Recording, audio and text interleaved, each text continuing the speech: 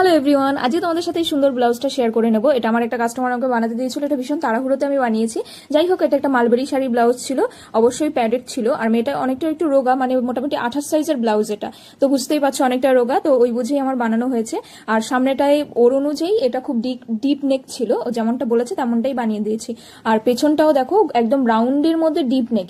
এটা কিন্তু দেখতে এমন লাগছে, কিন্তু পরার পরে পিঠের মধ্যে পুরো সেট হয়ে যাবে, তখন পুরো পিঠটা এরম আর চওড়া ডিপ নেক থাকবে। আর পেছনের ব্যাক পার্টিটা আমি 2 ইঞ্চি মতো রেখেছি, যেমনটা ও বলেছিল। ও খুব একটা চওড়া চাইনি। আর লাটকানগুলো তোর ভীষণ পছন্দ হয়েছে, ওর খুব ভালো লেগেছে। রিভিউটা যেহেতু আমার অফলাইন কাস্টমার, আমার রিভিউ সেরকমভাবে নেওয়া হয় না।